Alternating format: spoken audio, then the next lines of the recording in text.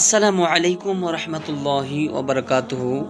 কেমন আছেন আপনারা? আশা করি সকলে ভালো আছেন। আল্লাহ পাক রব্বুল আলামিন যেন সকলকে ভালো রাখেন এবং সকলকেই সুস্থ রাখেন।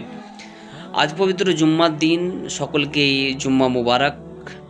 আর উপর থেকে এ মাস পবিত্র রাজাবুল মুরাজ্জাব মাস, যেই মাসে নবী পাক সাল্লাল্লাহু তাআলা আলাইহি ওয়াসাল্লামের আল্লাহর সাথে দিদার হয়েছিল, সাক্ষাৎ হয়েছিল, মেরাজ হয়েছিল, সেই মাস আপনার। তো এ মাস আমরা পেয়েছি। আর এ মাসে নফল রোজা পাললে পরে যদি আপনি সুস্থ থাকেন, সবল থাকেন, তো নফল রোজা রাখাটা ভালো। যেহেতু আলহামদুলিল্লাহ আমরা আজকে নফল রোজা রাখতে পেরেছি।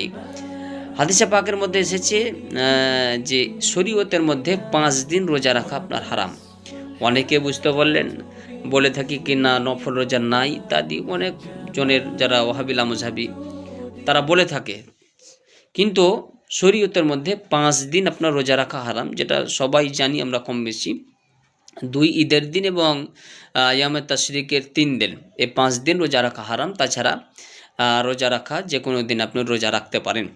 আর আজকে ইনশাআল্লাহ এই রজব উপলক্ষে আমরা নফল রোজা রাখাটা অবশ্যই জায়েজ আছে, এবং রাখলে পরে আল্লাহ পাক রব্বুল আলামিন আপনার উপরে খুশি হবেন। আল্লাহ পাক রব্বুল আলামিন যেন সকলকে আমাদেরকে আমল করা তৌফিক দান করেন। আসসালামু আলাইকুম ওয়া রাহমাতুল্লাহি ওয়া বারাকাতুহু।